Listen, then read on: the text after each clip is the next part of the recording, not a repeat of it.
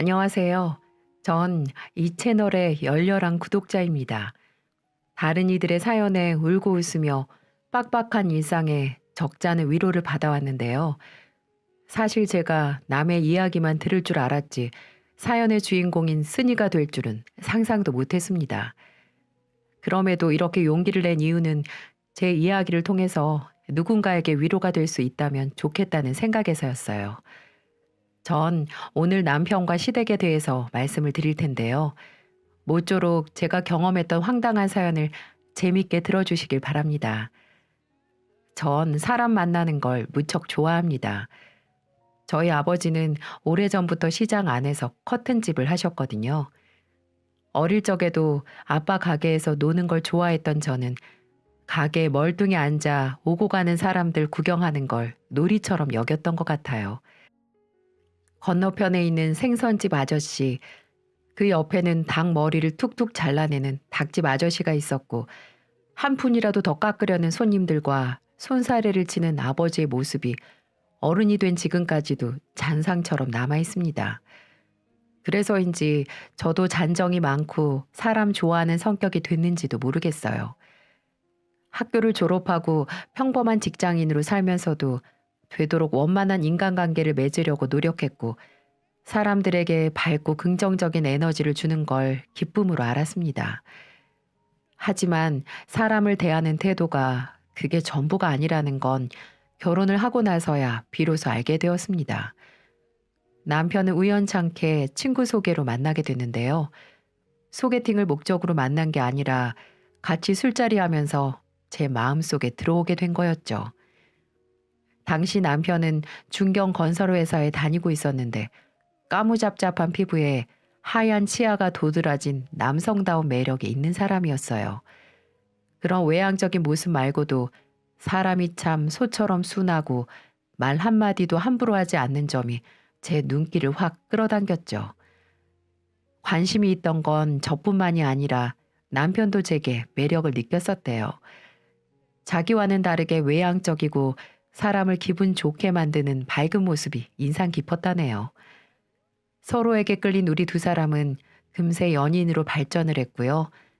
연애 9개월 만에 결혼을 했습니다. 그런데 제가 급하게 결혼한다는 소식에 주변 사람들이 고개를 갸웃거리더라고요. 왜 이렇게 빨리 결혼을 하느냐? 사람은 오래 만나봐야 안다. 혹시 속도 위반이냐? 등등. 갖은 구설과 충고들이 오르내리는 겁니다.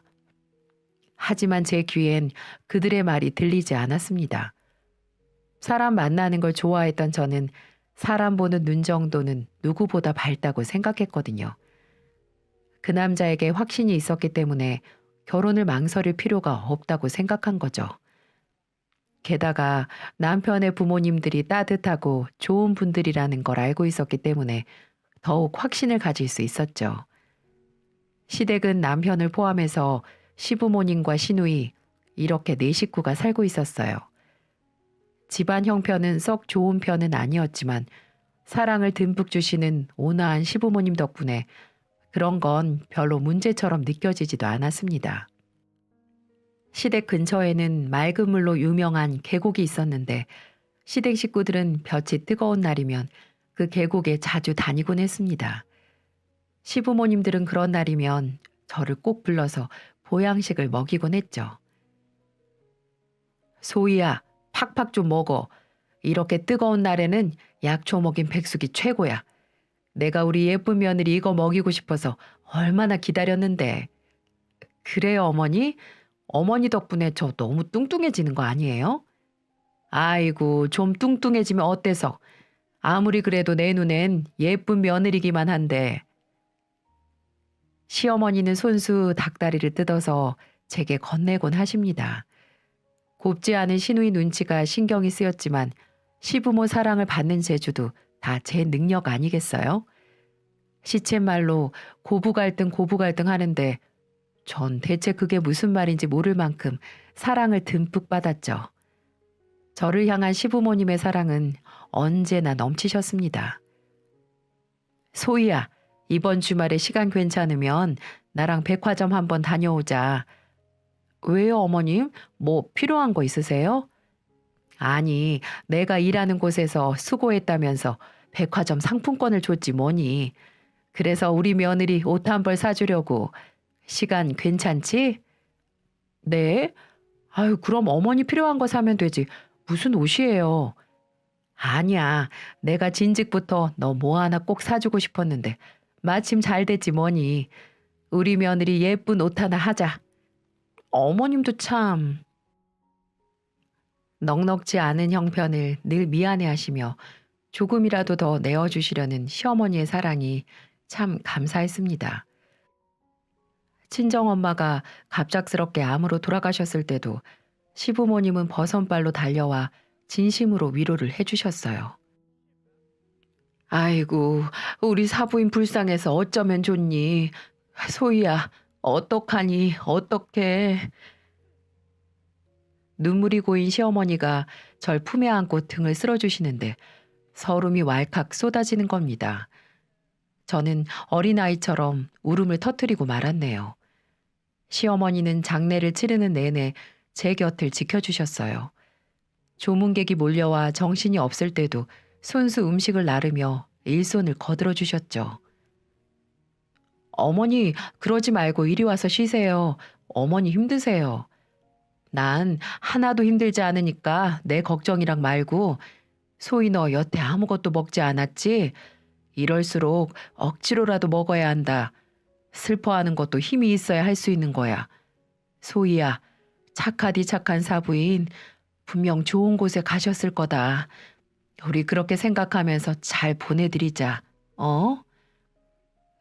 시어머니는 마치 당신이 겪는 일처럼 함께 우시고 함께 슬퍼해 주셨습니다. 그것만으로도 제게 얼마나 큰 힘이 됐는지 모르겠어요. 그 덕분에 전 장례를 잘 치렀고 친정엄마를 좋은 곳에 모실 수 있었어요.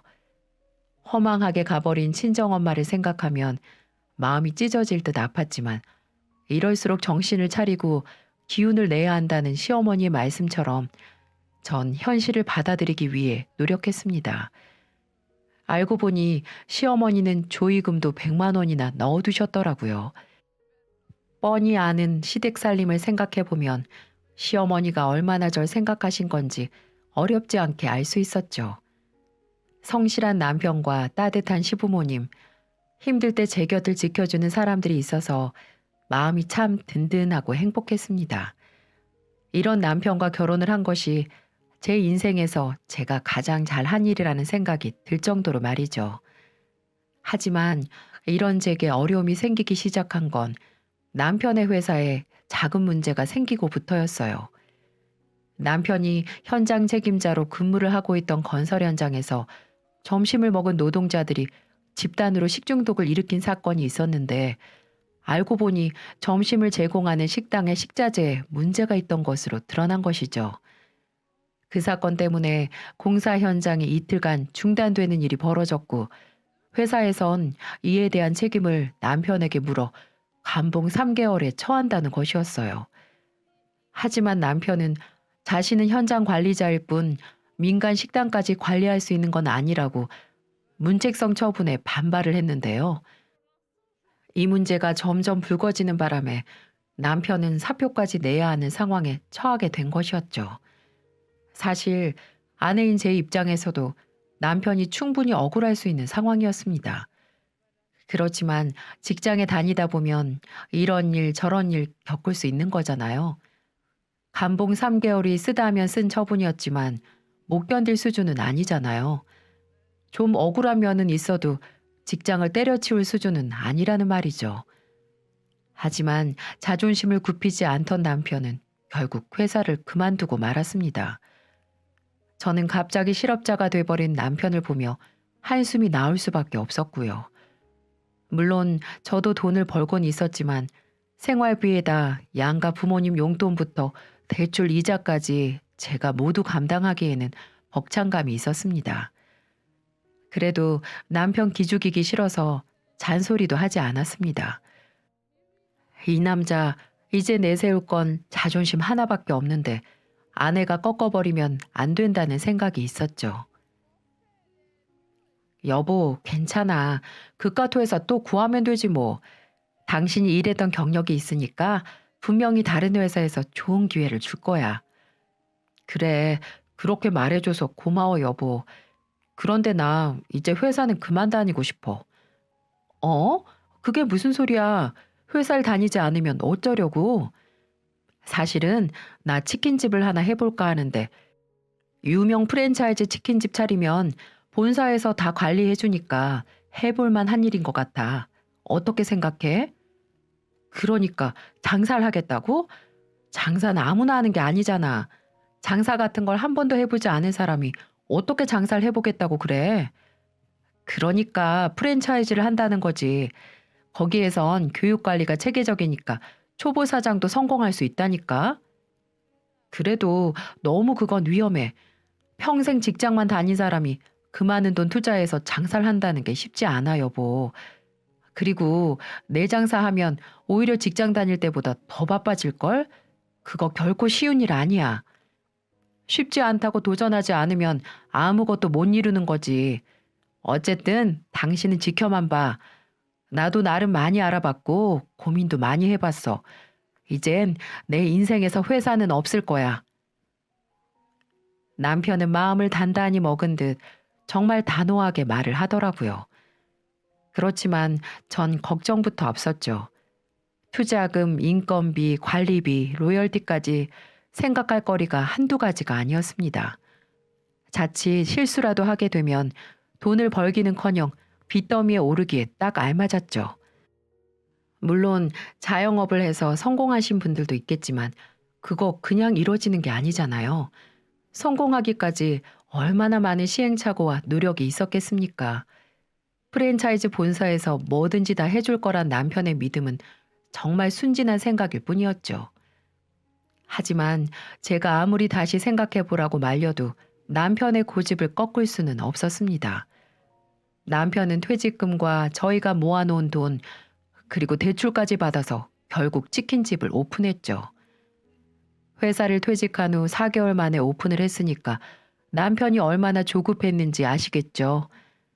장사를 하겠다는 사람이 시장 조사는커녕 인테리어에만 온 신경을 썼으니 출발부터가 잘못된 것이었죠. 당연히 제가 옆에서 귀가 닳도록 조언을 했습니다. 그렇지만 남편은 뭔가에 홀린 사람처럼 제 이야기를 흘려듣는 거예요. 그래도 물은 엎질러졌고 어쩌겠어요. 남편 장사가 망해버리라고 빌 수는 없는 노릇이니까요. 그저 남편 기대의 절반이라도 성공하길 간절히 바랬습니다.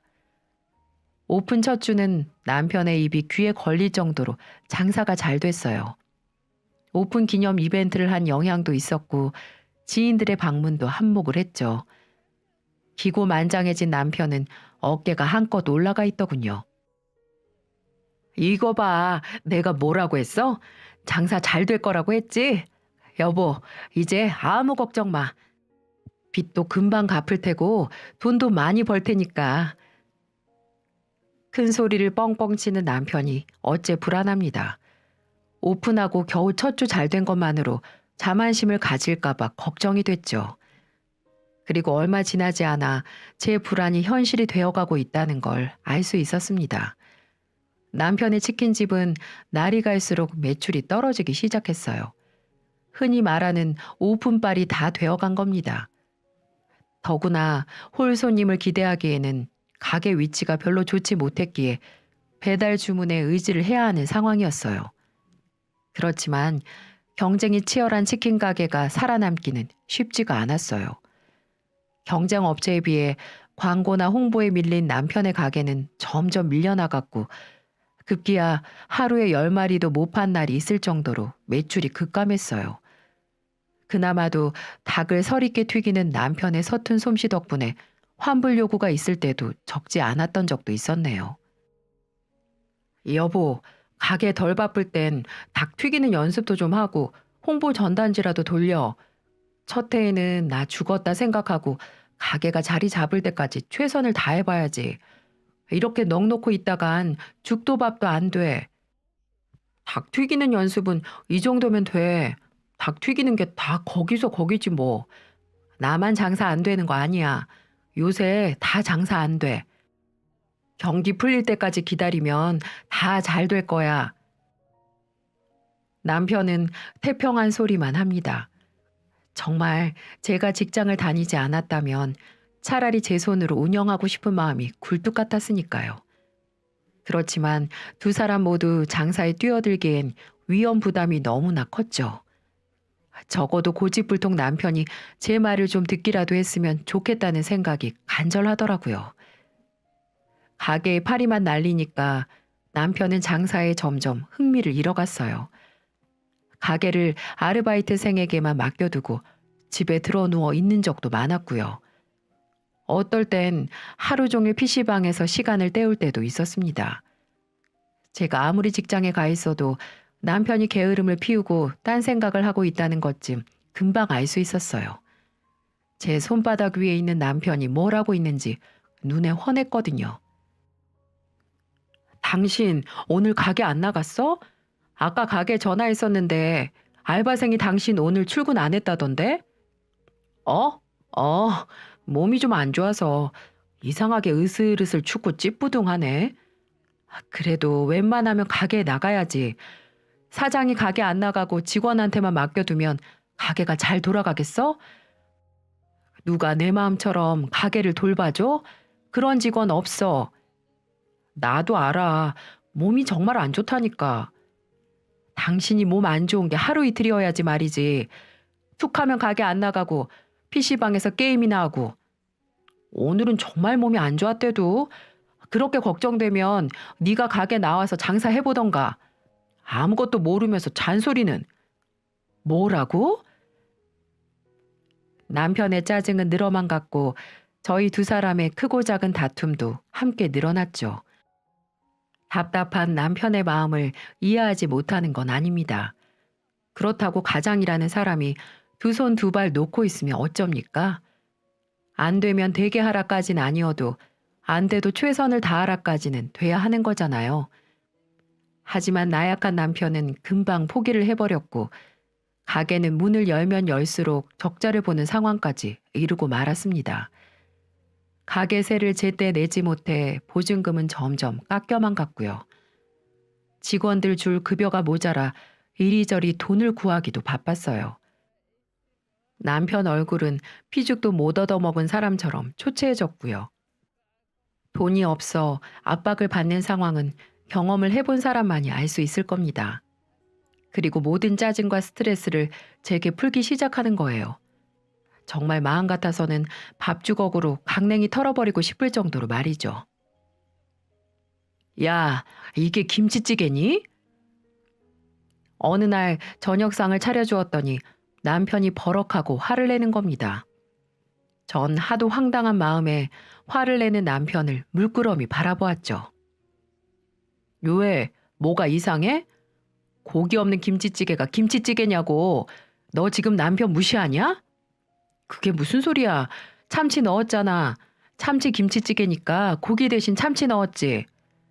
이것 봐, 이것 봐. 남편이 한마디 하면 꼭 10마디 하는 버릇 좀 보라고. 와이프가 이렇게 남편 무시하니까 내가 일이 잘 될 리가 있냐? 어?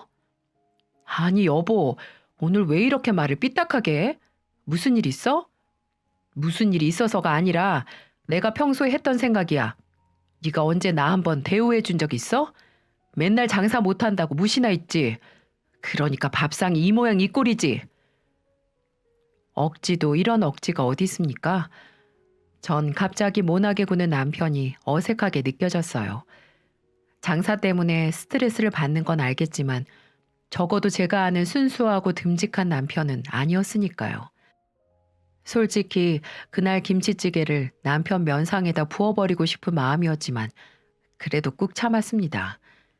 100번 양보해서 사업 스트레스 때문에 그러려니 하고 넘어갔죠. 하지만 그런 남편 덕분에 밝았던 제 마음에도 그늘이 드리우기 시작했어요. 그렇게 며칠이나 지났을까요? 남편이 제게 할 말이 있다며 분위기를 잡더라고요. 여보, 나 아무래도 가게 인테리어를 손 좀 봐야겠어. 이제 날도 더워지고 하니까 데크도 좀 깔고 야외 테이블도 좀 펼쳐놓으려고. 그럼 손님이 더 늘 것 같아. 그래서 말인데 당신 이름으로 대출을 좀 받아보면 어떨까? 한 3천 정도면 충분할 것 같은데 당신은 아직 신용도 괜찮잖아. 뭐라고? 가게에다 또 돈을 투자하겠다고?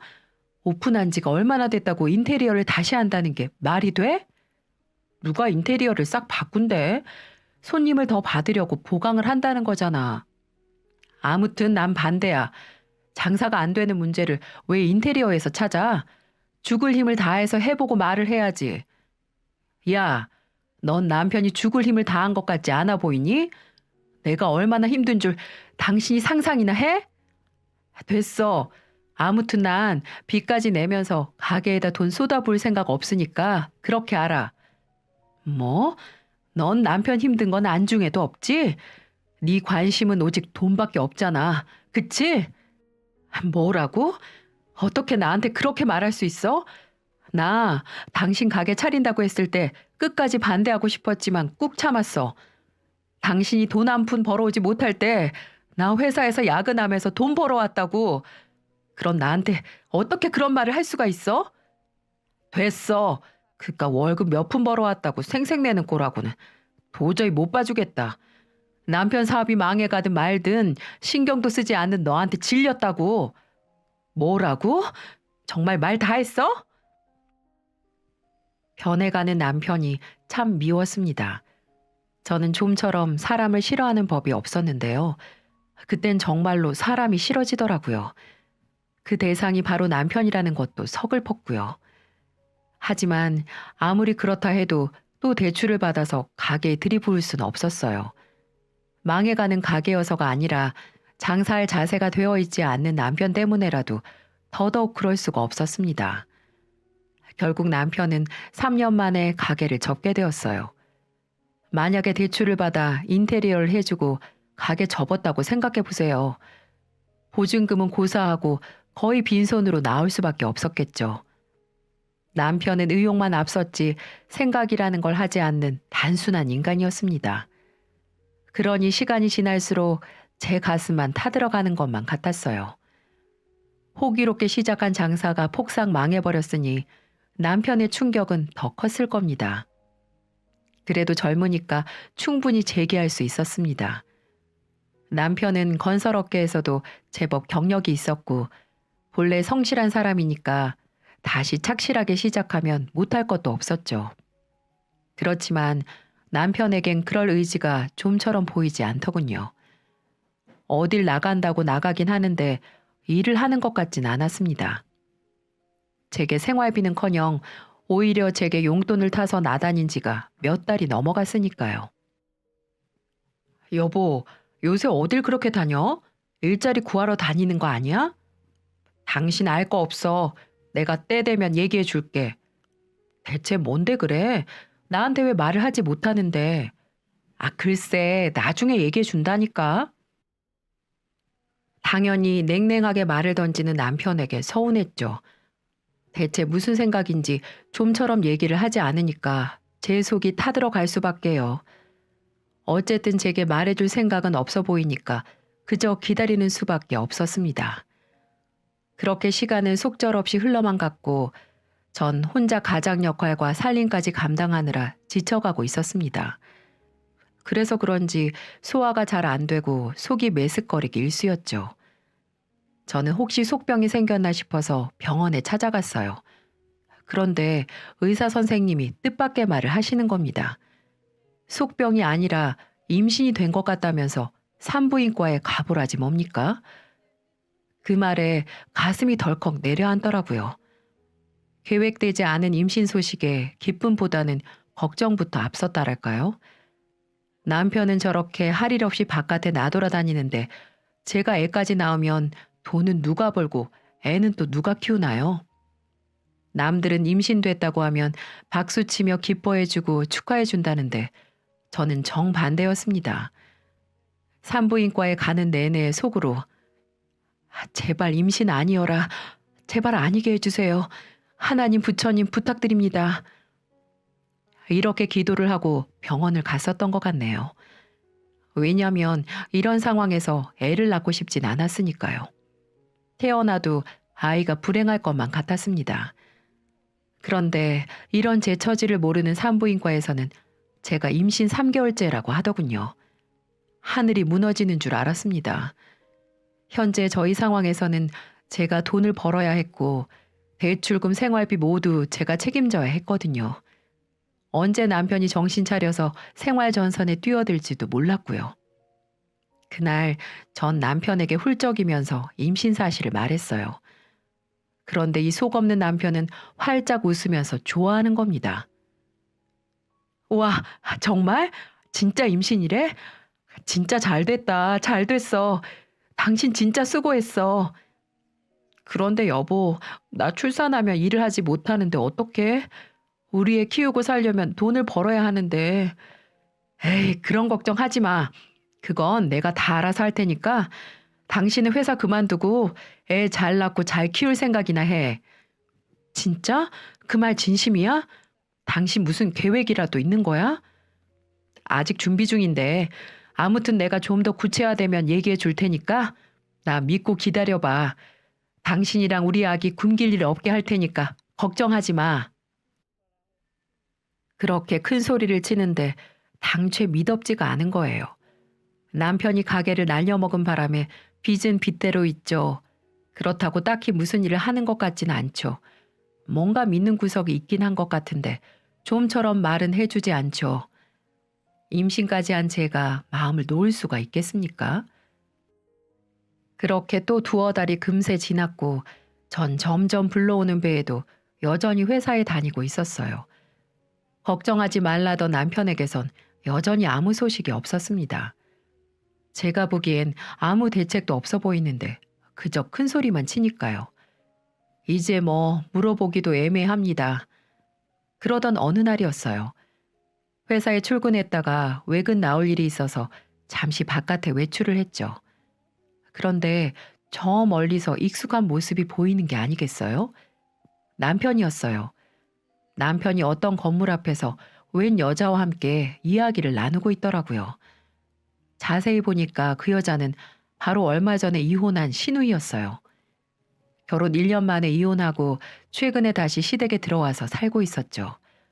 그런데 왜 남편이 이런 번화가에서 신우이와 함께 대화를 나누고 있는지 언뜻 이해가 가질 않았습니다. 가서 아는 척을 하려다가 저도 업무가 바빠서 일단 그러고 말았어요. 집에서 무슨 일이었는지 물어볼 생각이었죠. 그런데 그날 일찍 퇴근하고 집에 들어갔는데 마침 신우이한테 연락이 오는 게 아니겠습니까? 저한테 할 말이 있다며 집에 들르겠다는 것이었죠. 전 그날 낮에 남편과 신우이가 함께 있는 걸 본 상태여서 뭔가 깨름직한 기분을 떨칠 수가 없더라고요. 전 남편에게 전화를 걸어서 물어보았죠. 여보, 오늘 아가씨가 나한테 할 말 있다며 온다는데 무슨 일 있어? 아까 우리 회사 근처에서 당신이랑 아가씨랑 같이 있었지? 어? 어떻게 알았어? 일이 있어서 지나다가 우연히 봤지. 그런데 진짜 무슨 일이야? 왜 아가씨랑 같이 있었는데? 그리고 아가씨가 나한테 할 말이 뭔데? 아, 나도 몰라. 일단 얘기나 들어봐. 대충 말을 얼버무리면서 전화를 끊었습니다. 두 사람이 뭔가 작당을 한 것 같긴 한데 남편이 입을 다물고 통 말을 해주지 않으니까 답답하기 이를 데가 없었죠. 그리고 얼마 있다가 신우이가 찾아왔더라고요. 전 살짝 긴장한 마음으로 신우이를 맞았죠. 어서 와요, 아가씨. 네, 올케 언니 잘 있었어요? 저야 뭐 똑같죠. 그런데 대체 무슨 말 하려고 집까지 오신다는 거예요? 그렇잖아도 아까 낮에 그 사람이랑 아가씨랑 같이 있는 거 봤는데 무슨 일인지 제가 물어도 아가씨한테 들어보라네요. 정말 뭔데 그래요? 아, 그랬어요? 사실은 저 오빠랑 사업 좀 해보려고 해요. 네? 사업이요? 네. 오랫동안 제가 탐내던 자리인데 그 자리가 이제야 났어요. 그래서 오빠랑 둘러보고 온 거고요. 아니, 아가씨, 사업이라뇨. 우리가 사업할 돈이 어딨어요. 알아요, 언니. 언니네 오빠 때문에 힘들다는 거 저도 알고 있어요. 그래서 오빠랑 저랑 동업을 하려는 거예요. 자금은 내가 될 건데 여자 혼자 하기엔 쉽지 않은 장사여서요. 무슨 장사인데요? 그냥 고급 술 좀 갖다 놓고 손님이랑 말 상대해주는 그런 술집 같은 거예요. 요새 그런 게 아주 장사가 잘 되거든요. 그러니까 오빠랑 술집을 한다는 거예요? 아유, 언니도 참. 그냥 일반 술집이 아니라 바 같은 고급 술집이라니까요. 나 참. 고작 알아본다는 게 남자 상대로 일하는 그런 술집 말하는 거예요? 그리고 거기서 남편이 무슨 일을 한다는 거예요? 아, 오빠는 바 옆에다가 호프집을 차린대요. 가족끼리 바로 옆에서 장사하면 얼마나 보기 좋아요. 지금 시국이 시국인지라 임대료도 굉장히 저렴하고 월세도 반값이라니까요. 말문이 막혀서 나오지도 않았습니다. 남편이 그렇게 큰 소리를 친 이유가 바로 이것 때문이었나 봐요. 아가씨가 소시적에 좀 놀았다고 하더니만 고작 하겠다는 사업이 남자들 상대로 시중을 드는 술집이라뇨. 현기증이 나는 것처럼 머리가 빙글빙글 돌더라니까요. 그런데 제 골을 더 아프게 한 건 아가씨의 터무니없는 요구 때문이었습니다. 어차피 자금은 제가 될 건데 저도 가지고 있는 돈이 많지 않아요. 이래저래 알아보니까 저축은행 쪽에서 대출을 땡겨준다고 하거든요. 그런데 문제가 보증인이 필요하다는 거예요. 언니도 알겠지만 오빠는 직장인이 아니어서 보증인 되기가 어렵고 언니가 도와주면 어렵지 않게 오픈할 수 있을 것 같은데 어차피 오빠랑 함께 하는 거니까 그 정도는 도와줄 수 있죠? 여러분, 이게 대체 말이 되는 소린가요? 4대 보험 되고 직장 다니는 나보고 대출을 받아달라는 겁니다. 본인들은 신용 등급도 안 좋고 대출이 원하는 만큼 안 나온다면서 말이죠. 그리고 요즘 은행권은 보증 제도가 거의 사라졌기 때문에 대출 받으려면 제2, 3 금융권에서 빌려야 했는데 여러분들도 알다시피 대출 이자가 15%가 넘는데 어떤 미친년이 떡하니 빌려줄 수 있겠어요? 뻔뻔하게 말하는 주둥아리를 확 한 대 때리고 싶은 충동이 일었습니다. 술집을 차리기 위해 저보고 보증까지 서라는 말이 아무렇지도 않게 나올 수 있다는 게 정말 대단했어요. 전 정신을 똑바로 차리고 말했죠. 아가씨, 그게 말이나 되는 얘기예요? 저한테 상의 한마디 없었잖아요.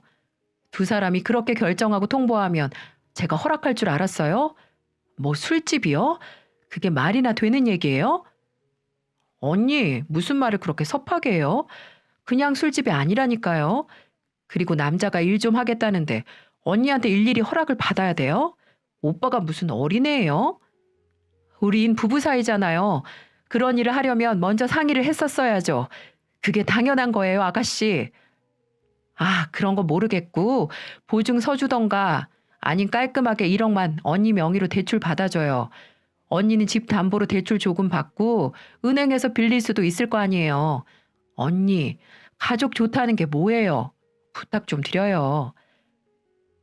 신우이는 저한테 이런 개 뼈다귀 같은 소리를 하는 거 있죠? 저는 도저히 참지 못하고 질러버린 상황까지 오게 되었죠. 뭐라고요? 정말 말 같지도 않은 소리 하지도 마요. 그리고 모르시나 본데 집 담보로 남편이 얼마나 대출 받았는지는 알아요? 그런데 나보고 또 대출을 받아서 달라고요? 어떻게 생각하는 게 두 남매가 그렇게 똑같을까요? 좀 생각이라는 걸 하고 저한테 말하세요. 사치심에서 이혼 당했으면서 아직도 정신 못 차려요? 언니, 말 다 했어요, 지금? 얼굴이 붉어진 신우이는 한참을 씩씩거리다가 빈손으로 돌아갔습니다. 100번을 씩씩거려 보라고 하세요. 아가씨든 남편이든 전 이런 일에는 절대 도와줄 생각이 없었거든요. 보증이요? 명의요? 정말 기가 차네요. 어쩜 두 사람 머리에서 그런 생각밖에 나오지 않을까요? 그렇게 제가 분을 삼키고 있는데 초인종이 울리더라고요. 이제 보니까 저희 집 안방에다 암막 커튼을 해주시기로 한 친정아버지와 약속이 생각났습니다. 임신 5개월 차가 되니 이상하게 불면증에 시달리는 것 같고 도통 잠이 오질 않더라고요. 아마도 스트레스라든지 불안감 이런 것 때문일 거예요. 그래서 쉬는 날에 편히 낮잠이라도 자고 싶어서 커튼을 운영하시는 아빠한테 암막 커튼을 부탁했어요. 마침 그날이 아빠가 오시기로 한 그날이었어요. 친정 아버지가 안색이 좋지 않은 제 얼굴을 보며 걱정스러운 투로 물으시더군요. 딸, 너 무슨 일 있니? 아니에요. 임신 5개월쯤 되니까 속이 좀 불편해서 그래요. 아이고, 네 엄마도 입덧이 그렇게 심했었는데 너도 꼭 닮은 모양이다. 아무리 속이 안 좋아도 뭐 좀 먹어야 할 텐데. 네, 걱정 마세요, 아빠. 제가 알아서 할게요. 아버지는 공구와 커튼을 챙겨서 안방으로 들어가셨고, 전 아버지에게 해드릴 음식을 준비하고 있었습니다. 시누이와 남편 때문에 제 속이 아니었지만, 일단 최대한 티를 내지 않으려고 노력했죠. 아버지께 괜한 걱정을 끼치고 싶진 않았거든요. 그 사이 남편이 집으로 돌아왔는데, 다짜고짜 제게 성질을 내는 게 아니겠어요? 적반하장도 유분수지 누가 누구한테 화를 내는 건지 눈이 뻘개진 남편이 제게 독설을 쏟아냅니다. 마치 성난 사자처럼 저를 몰아붙이기 시작하는데 어찌나 황당하던지요. 야, 장소희, 너 미쳤냐? 뭐? 갑자기 무슨 소리야? 너 보증 못 서겠다고 했다며? 그리고 술집 여자냐고 무시했다며? 넌 뭐가 그렇게 잘나서 나 하는 일마다 회방을 놓니? 손가락 빨다가 굶어 죽어봐야 정신 차릴래? 아니 그럼 이게 말이나 돼? 나보고 술집 차릴 수 있도록 보증서라는 게 말이나 되냐고. 그리고 내가 언제 아가씨한테 술집 여자라고 했다고 이래? 대체 아가씨가 뭐라고 했길래? 그리고 당신도 제정신 못 차리고 시누이 역가에게다가 또 호프집 차린다고 했다며? 둘이 정말 미친 거 아니야? 그리고 왜 니네들 돈 없어서 가게 차리기 힘든 걸 나한테 의질하냐고. 내가 니네들 봉이야? 호구야? 너 끝까지 이럴래? 너 때문에 내 인생 이렇게 망가진 거 어떻게 보상할 건데? 어? 사사건건 남편 무시하고 시댁 무시하고 그러면 네 속이 편하냐? 어? 제발 정신 좀 차려. 그냥 착실하게 회사 다니면 될 것이지 무슨 바람이 불어서 집안을 말아먹으려고 하는 건데. 능력도 돈도 없는 백수 주제 눈만 높아가지고는 이럴 거면 이혼해. 그러자 남편 손이 제 뺨을 후려치는 겁니다. 전 고개가 돌아간 채로 할 말을 잃고 말았죠. 눈에 살기가 밴 남편은 제가 아는 사람이 절대 아니었어요. 사람이 왜 이렇게 변해버린 건지 전 이 상황이 도무지 믿기지 않았습니다. 하지만 남편은 안방에서 나온 친정 아버지를 보곤 입을 다물지 못했어요. 장인어른이 있을 줄은 꿈에도 몰랐던 겁니다. 전동 드릴 들고 나온 아빠를 보자 마치 저승사자를 보는 듯한 얼굴로 기겁을 하기 시작하더군요. 아빠의 눈에는 살기가 짙어 있었고 딸이 맞는 걸 본 아빠는 분노를 참지 못하고 전동 드릴을 한 손에 든 아버지가 냅다 남편을 걷어차 버렸습니다. 이 새끼가 감히 누구한테 손을 대? 너 대가리 빵꾸 한번 놔볼래? 장인어른, 그게 아니라 너 이 새끼야. 우리 소희 데리고 갈 때 나한테 뭐라고 그랬어? 손에 물 한 방울 안 묻히고 귀하게 받들면서 산다고 그랬지? 그랬어? 안 그랬어? 그랬습니다. 여자 뺨 날리는 게 받들면서 사는 거냐? 이 새끼야? 어? 죄송합니다. 임신한 아내 잘 보살펴줄 생각을 못하고 이 손이나 대는 못난 새끼. 너 다신 내 얼굴 볼 생각 말어. 알아들었어? 장인어른. 전동 드릴을 든 친정 아버지는 제가 봐도 엄청 무서웠어요. 그렇게 화가 난 아버지의 모습은 저도 처음 봤습니다. 아버지는 남편의 대갈통을 주먹으로 한 대 더 내리치며 제 손을 붙들고 나가버렸어요. 전 그 길로 친정집으로 갈 수밖에 없었죠. 그리고 그날 전 여태껏 있었던 일을 아버지께 다 말씀드렸어요. 분개한 아버지는 당장 이혼하라고 성하셨고 저도 고민 끝에 그게 맞다는 판단을 내렸습니다. 아직 태어나지 않은 아이를 위해선 어떤 선택이 최선일진 확신할 수 없었지만 적어도 변해버린 남편에게 희망은 없어 보였으니까요.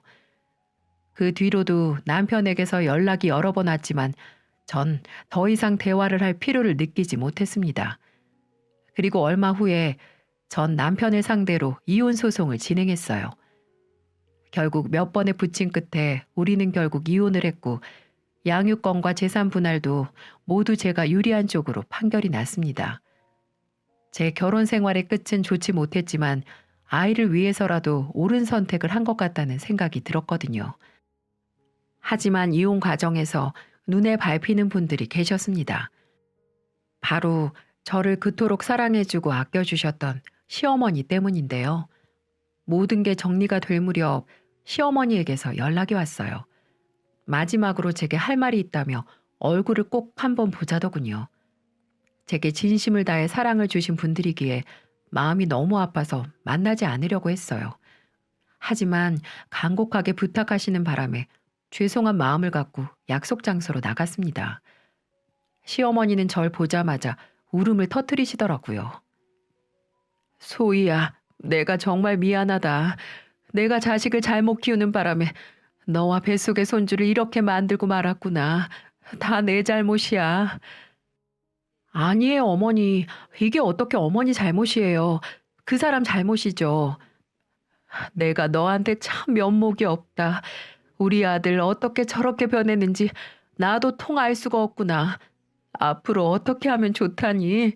내가 이놈 때문에 요즘 사는 게 아니다. 정말 가슴이 아파 살 수가 없구나. 어머니, 좋은 모습 보여드리지 못해서 죄송해요. 그 사람하고 인연은 여기까지인가 봐요.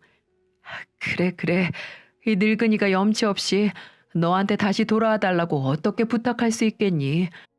나도 딸 자식을 키우고 있는 어미이거늘 내가 이렇게 사과하마 정말 미안하다. 못난 아들하고 그동안 살아줘서 정말 고맙구나. 그리고 이거. 어머니, 이게 뭐예요? 얼마 안 된다. 이걸로 우리 손주 키우는데 보탰어. 마음 같아선 많이 주고 싶다마는 내 형편 너도 알잖니. 그래도 잘 살기 바라는 마음으로 주는 거니까 부디 받아주렴. 어머니는 제게 봉투를 건네고는 황급하게 그 자리를 떠나셨어요.